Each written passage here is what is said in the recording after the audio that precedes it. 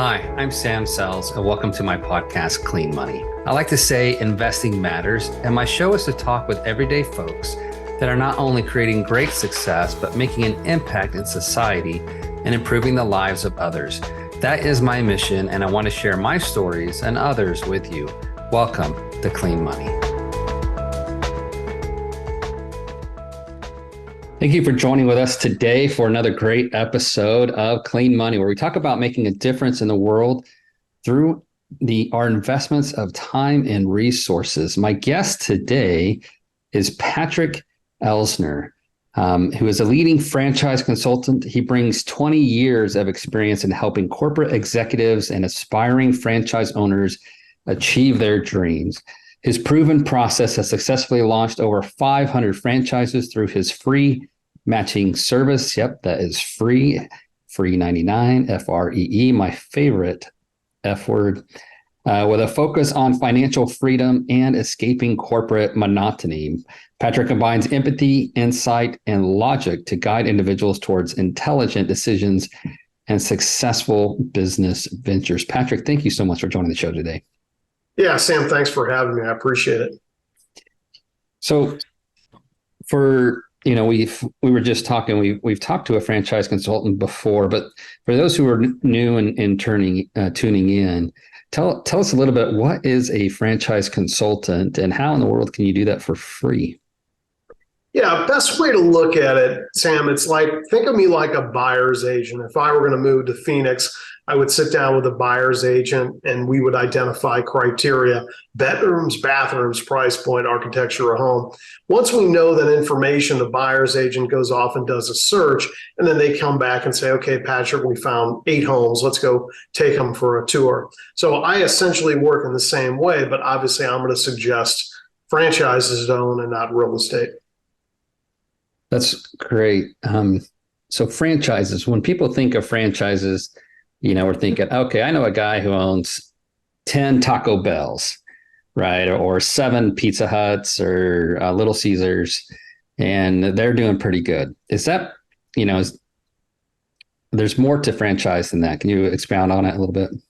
Yeah, we as consumers are exposed to franchising through food. I mean, you're going to go to Jimmy John's for lunch later today and have a sandwich, and you think, gosh, I'd love to own a Jimmy John's. I mean, look at the line out the door. Plus, who doesn't like Jimmy John's? But there's literally thousands of franchises registered with the Federal Trade Commission, and they're in a plethora of different categories. So the benefit of working with somebody like myself in the 20 years I've been doing this, I reverse the process, Sam. I learn about criteria first, then I do a targeted search, and then I match somebody with franchises. So people like working with me because I'm not a salesperson. I can't sell you a franchise.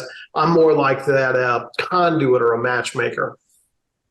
Yeah, I love that. That's one of the things that I've been impressed about franchise consulting in general, is that it's really about finding the right fit for you and what you want to accomplish, and your goals, as well as your personality per se, location desires, and so forth. And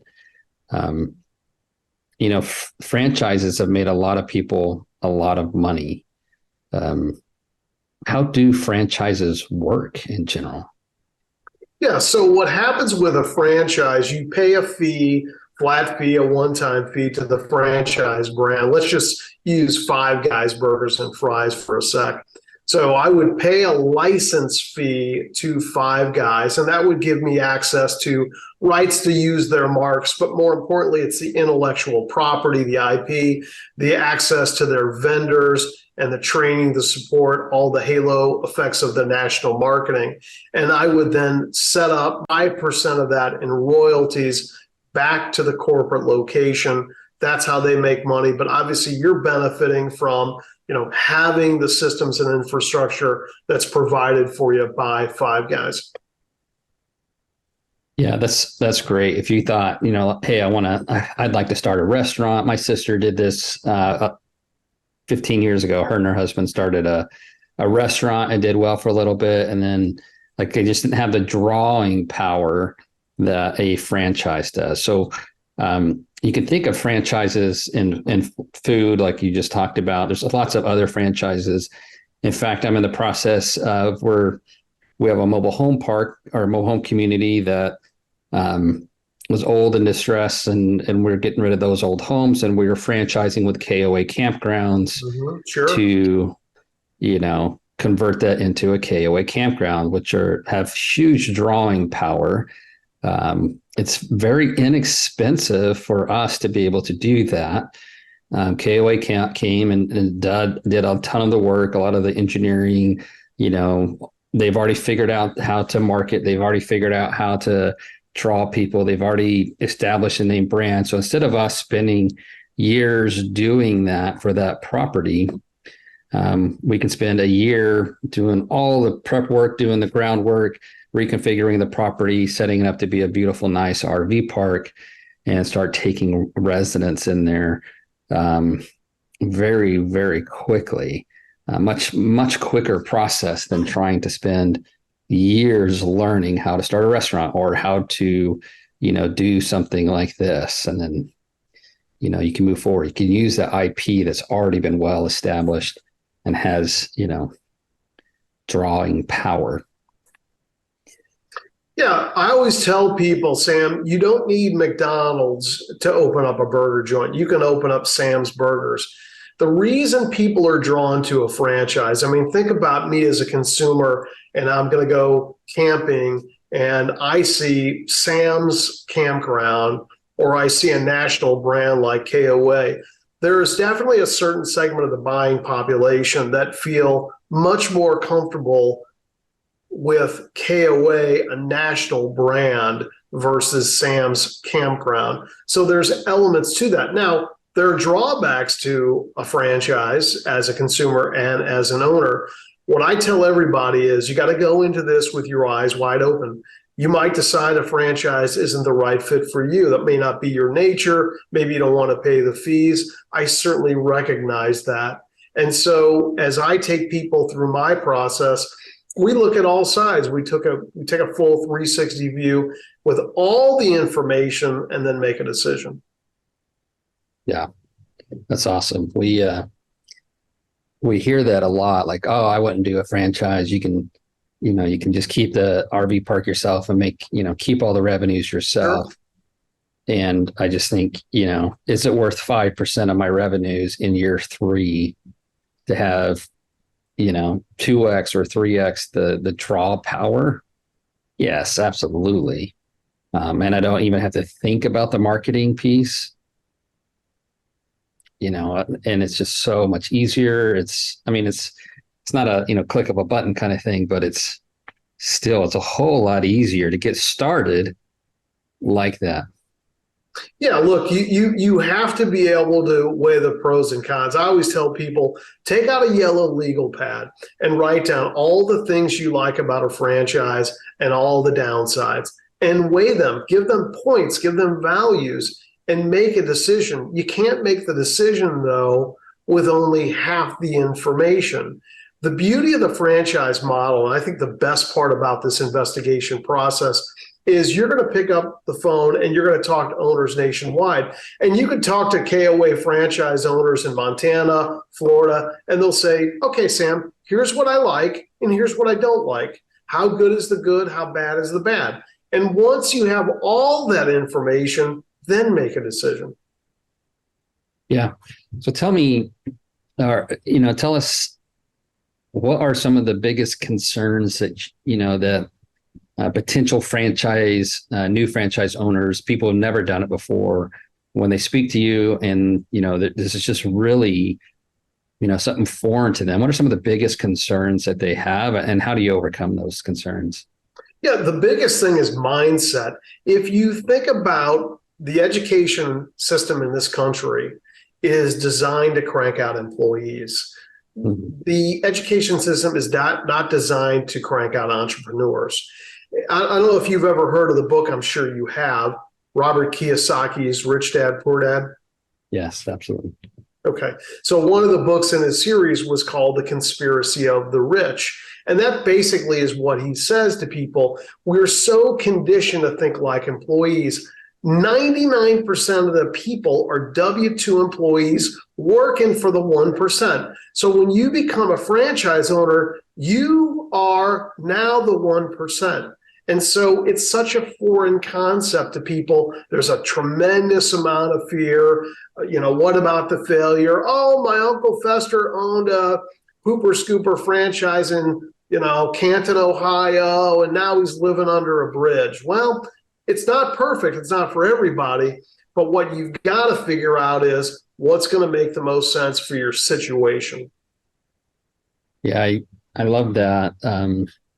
Because I've heard and I've even felt that, growing up in poor, rural Oklahoma and then Texas on the other side of the tracks, nobody ever thought that, they could be a business owner, or if they did, it was just in a really bizarre way. Like someday I'm going to grow up and I'm going to own my own shoe shop, and like, going to school, learning how to read, write, and do arithmetic.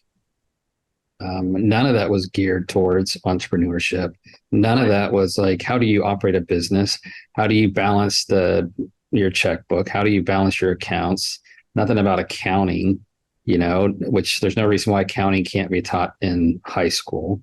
There's, all these things that are just the critical functions of any business. They're never, ever taught in high school. And in college, there are those courses out there, but you have to seek them out because the accounting courses there are to get you a job with Deloitte or PwC or, something else where you're not really going to be an accountant. You're going to be a consultant, or maybe you are going to go be an accountant someplace.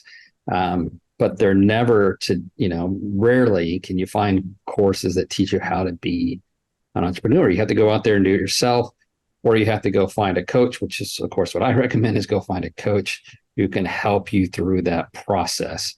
To me, that coach is like the franchise. So and there's a lot of coaching in franchising. So let's say somebody comes to you and says, I want to do a franchise, or I think, I want to own something like that. You go through and you decide, okay, these are the 5 franchises that I think may be a good fit for you. Tell me what you think. What happens next? So I just went through this experience this morning before our call today, and I was working with an individual who lives in New Jersey, has got a corporate job. His comment to me when I did my interview with him, he said, Patrick, I'm really fried here. I'm 55. I am just so done with corporate America. And so I presented 6 different franchise concepts that I felt at a high level match his criteria. Now I'm going to connect him with those brand representatives, and those brand representatives are going to tell him more. I gave him a thimble full of information, enough information to know that he's not wasting his time by talking to these brands. When I get done with a presentation, Sam, nobody says, Patrick, why are you showing me these brands? There's thought, logic, and reasoning behind the recommendations that I make. So some of these franchises, like they require an immense amount of time and effort, perhaps less money to get in, and others which are not very time sensitive at all. Is that something you think about and you weigh whenever you're talking with folks? Absolutely. I tell everybody it comes down to 3 questions, no matter what the franchise. It comes down to the investment, the return, and what you're going to put up with every day. When I do an interview with somebody, Sam, I always talk to them about time commitment. I talk to them about how much they want to invest, how much their expectations are in terms of return, because we have to start with the criteria. It's just like, again, going back to shopping for a home. If I were going to move to Phoenix, I'm not going to just drive around aimlessly going to random open houses. It just doesn't make sense. But once we establish that criteria, I can be really laser focused about the recommendations that I make. Yeah, absolutely. Awesome. What are typical out-of-pocket expenses to start your own franchise? So, it starts at about $75,000 cash, and it can go up into the millions if you start talking about hotel franchises like Marriott. So, again, getting back to that example of the home buyer, we're not going to look at $1 million homes if our budget's 250. We're going to focus in on that criteria, and then we're going to go from there. So once I have somebody fill out a questionnaire and do an interview with me, then I do the search, and then I come back and make the recommendations. So $70,000 up to several million. So let's take the bottom end of that. What does $70,000 buy, as an example? And what's the time commitment on a project that's only $70,000? So I'll give you a specific example, Sam. This will give you some clarity here. Have you ever gone in and gone through your dryer, your clothes dryer at home, and really taken all the lint that has been absorbed into that dryer vent? Sure. Well, so what happens, the people that neglect those dryers, what may end up happening is their dryer could catch fire. The number one cause of residential home fires is a clogged dryer vent. So one of the franchises that I represent does dryer vent cleaning. Only in America can you make money off of cleaning somebody's dryer. But awesome. if you don't address it, that could be a potentially dangerous situation. So that's an example of, if you said to me, Patrick, I've got less than $100,000 to invest, that is a good home services franchise that you can do for under 100 grand. Love it. Love it. And then if somebody's going to do that, they're going to leave the corporate world. They're going to start up a franchise cleaning dryer vents, which is beautiful, right? You think how silly that is, but the number one cause of house fires, you're saving lives potentially by cleaning dryer vents, which is, it sounds simple, but it works, right? It's like cleaning or saving lives by putting a GFI next to a sink so that people stop dropping their dryer into their sink and electrocuting themselves. Not dryer, the blow dryer, right? So it's like simple things that make a huge difference in our lives that we don't like talking about, or we just ignore because they're too simple. So if somebody starts a business like that, they invest $70,000, they want to leave their corporate world. What's kind of the average that you see from, okay, I'm ready, this is the franchise I want to do. Here's my 70 grand. I'm going to pay for all the things I need to pay for, and let's get this going. How can, what does that transition look like? And I'm sure it looks a lot different if you're buying a Hilton hotel or putting that flag on your hotel if you already have one. What does that transition look like? So I'll give you a specific example. This dryer vent business that I mentioned, I placed a gentleman who left Home Depot. He was a GM at a Home Depot store in Reno, Nevada. And Jeff came to me looking for franchises. I showed him a number of brands, and this dryer franchise is ultimately what he went with. So he now has 2 technicians in addition to himself covering all of Reno, Nevada. So it's a Monday through Friday operation. So no nights, no holidays, no weekends. And what he basically does by appointment, goes to somebody's residence and says, yeah, I can see why your dryer takes 2 cycles to dry the clothes. There's a giant sock in this dryer vent. And so he goes in there, cleans it, takes it out. He may even replace that dryer vent. And, a couple $100 later, a homeowner walks away very happy.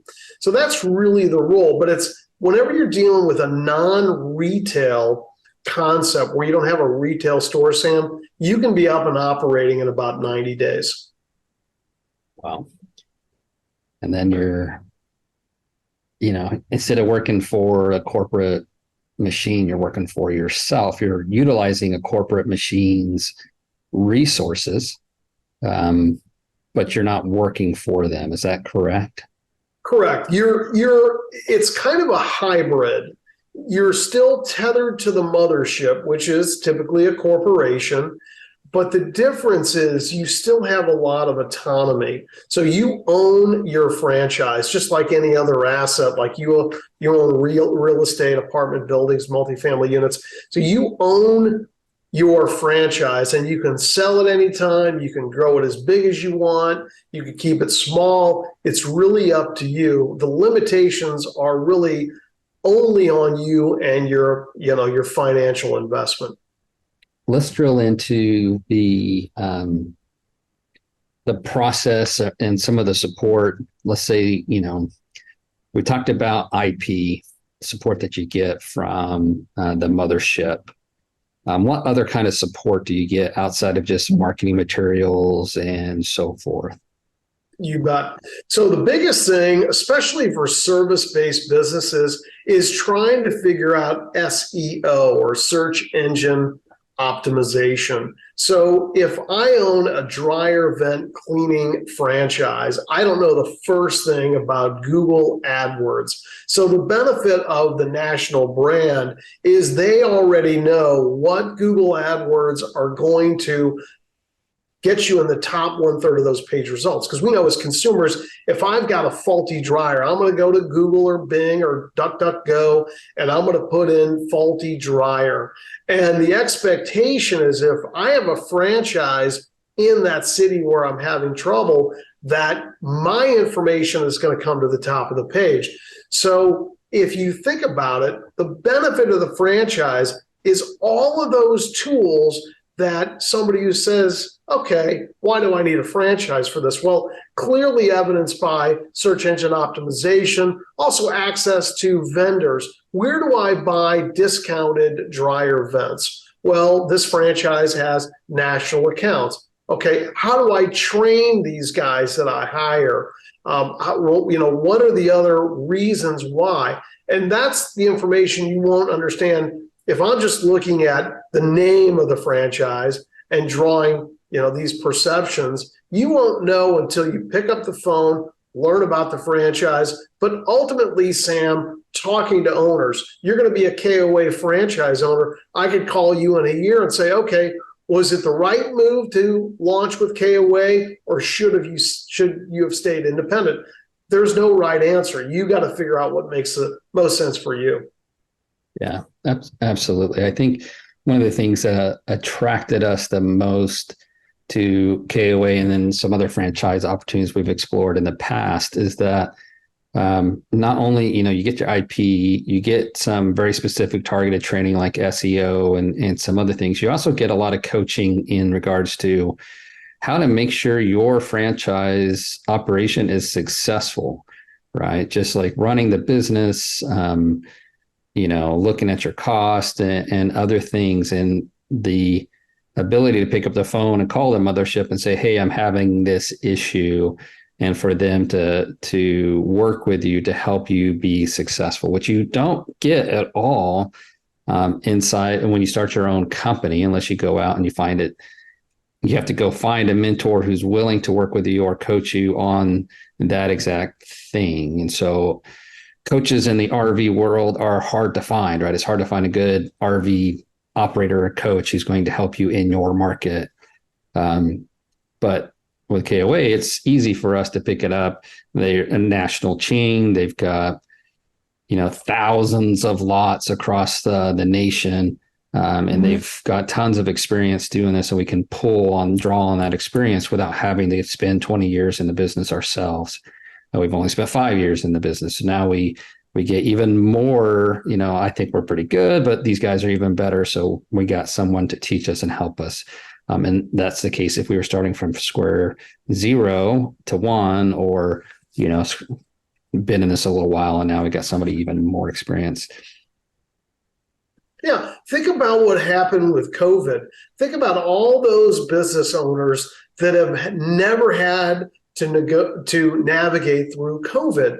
I mean, if you're an independent business owner, you're out there on an island, and all of a sudden Uncle Sam says, March 20th, we're shutting down businesses except those deemed essential. So if you're an independent business owner, you're flying blind. Well, if you're part of a national franchise brand, they can rally those troops and help you collectively figure out how to navigate through COVID. And there was a tremendous amount of support I watched from different franchisors, how they help those individual franchisees.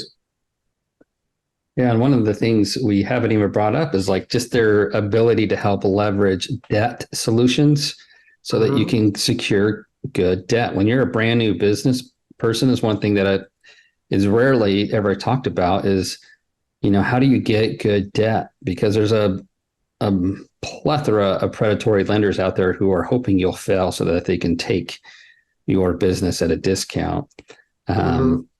Or, are such, the terms are so difficult that you're almost guaranteed to, default on this note. But with a big franchise, a big heavy hitter, they can say, oh, no, here's good lenders, you've been vetted, you're going to get through, you'll be able to, we'll help you secure your debt. And now not all franchises do that, but I know that there's been a lot that do offer that support. Is that correct? Yeah, look at Subway. Subway recently provided slicers for all of their franchise owners nationwide because they felt that they needed to be able to slice the meat in front of the consumer right there. So having access to the national footprint, those vendors, being able to vet it. If I'm a Stanley Steamer franchise owner here in St. Louis and I want to know where to buy vacuums, well, I have this national reservoir that I can go to and talk to about preferred vendors versus if I'm an independent business owner, I'm out there trying to navigate those waters without any guidance. It can be very costly. Yeah, absolutely. Not to mention just the amount of time you'll spend searching for all those things. Let other people do that stuff for you. And if it costs you 5% of your profits or so forth, I think it's cheap. Sure. It's like getting an MBA in the business. That's right. Well, we've spent now just about 35, 40 minutes talking about this. What have we not covered? What's something else that you think the audience should know about franchises and how you can assist? Yeah, look, the franchises are definitely not for everybody. I always tell people as we go through this process with them, it's a process of exploration. But the biggest thing that I've seen is too many people come into this process with perceptions about everything is food. I rarely place anybody into food concepts because there are so many other franchise concepts. So when I work with somebody, I have them fill out a questionnaire. I get them back on the phone. I do an interview. And then after the interview, I come back after I've done my research and I share with them specific franchises. I tell them about the models. At the end of this webinar that I do with them, they pick out the ones they want to work with, and I connect them with those recruiters. They'll never pay me anything. There's no contracts with me, Sam. But the most important point is some people say, well, wait a minute, Patrick, are they going to charge me more because I'm working with you? Fact of the matter is they're paying the exact same franchise fee, whether I'm involved or they find it on their own. Federal Trade Commission has an extremely tight clamp on franchise ors. So a lot of this is extremely regulated, really designed to protect the consumer.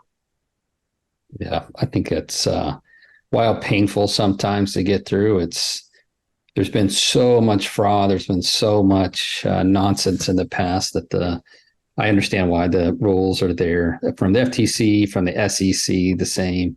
The desire is to protect people, and you've done this for a while. You know how to protect folks. You know how to get them lined. So you've done over 500 franchises through your matching service. That's just incredible. So if somebody is interested and they want to just learn a little bit more, how do they find out more, and how do they get a hold of you? A really easy URL. It's franinside.com. So FRAN inside.com. com. They can look me up on LinkedIn. There's over 100 written testimonials of me on LinkedIn. They'll find me under Patrick Elsner, and have them reach out, and we can have a brief conversation about how the service works and see if it makes sense to work together. Absolutely. Awesome. Thank you so much. We'll make sure all of these are posted in the show notes so that folks can get a hold of you and reach out. And I will put just my my recommendation. There's so many different ways for us to alter the trajectories of our lives. And that can, be through investing for passive income. No income is truly passive, but passive income, or if you want to take a hold of your future and become a business owner. It's not easy, but it's certainly easier to do this through franchising than it is to do it, from cold DIY, zero to hero. And I would highly, highly recommend that if you are thinking about becoming a business owner and leaving the corporate world behind, that you reach out to Patrick and get to know a little bit more and decide if this is really for you. Patrick, thank you so much. Yeah, thank you so much for being on the show.